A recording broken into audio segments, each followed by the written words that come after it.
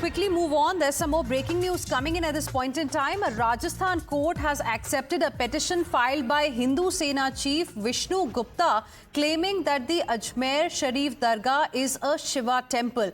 The Ajmer lower court issued notices to 3 entities in response to a lawsuit claiming that a Shiva temple exists within the premises of the revered Dargah of Sufi saint Moinuddin Chishti. The Hindu group insists on an ASI-led site survey to determine its historical and religious significance. A local court in Ajmer has also issued notices to the Union Ministry of Minority Affairs, the Archaeological Survey of India and the Ajmer Dargah Committee. The next hearing is on 20th of December. Listen in.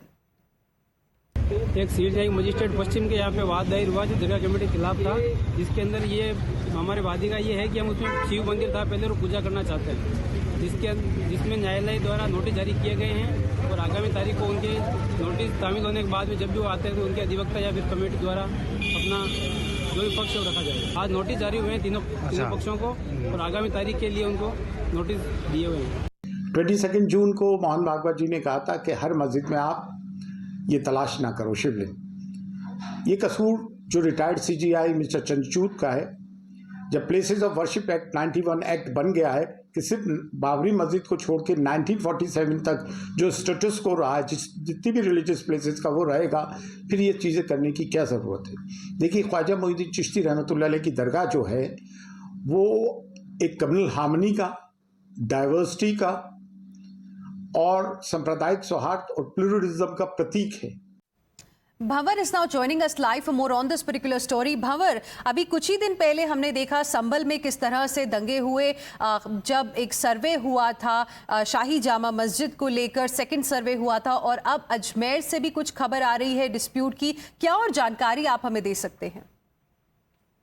देखिए, अजमेर में जिस तरीके से पूरा मामला court में चल रहा था और अब कोर्ट ने उस याचिका को स्वीकार कर लिया है, साथ ही साथ 3 नोटिस भी जारी किए गए हैं जो दरगाह कमेटी को गया है, उसके अलावा पुरातत्व विभाग को गया है और अल्पसंख्यक मामलात विभाग को भी गया है।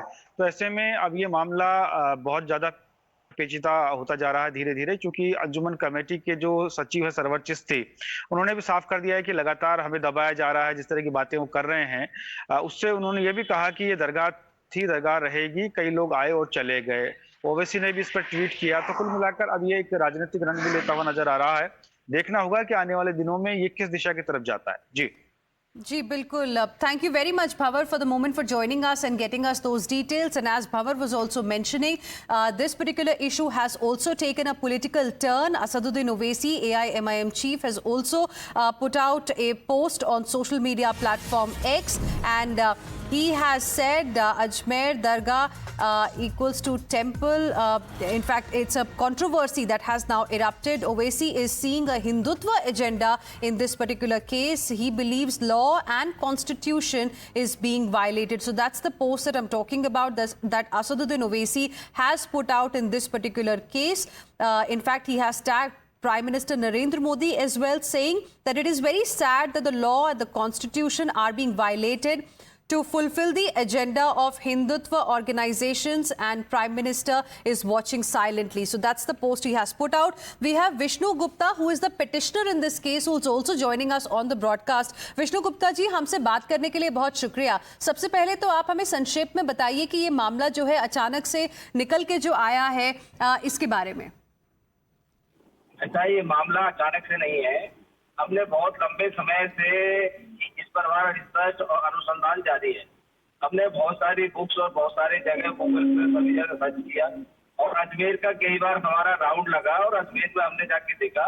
अजमेर में बहुत पहले से ही जैसे भारत का इतिहास रहा है कि भाई मुगल यहाँ आए, उन्होंने मथुरा, काशी और बहुत सारे टेम्पल बहुत सारा तोड़ा है और वहाँ मस्जिद उन्होंने खड़ा किया। उसका इतिहास, उसी के साथ साथ अजमेर दरगाह का भी इतिहास यही है। वह संकट मोचन महादेव शिव मंदिर था पूर्व में, जो कि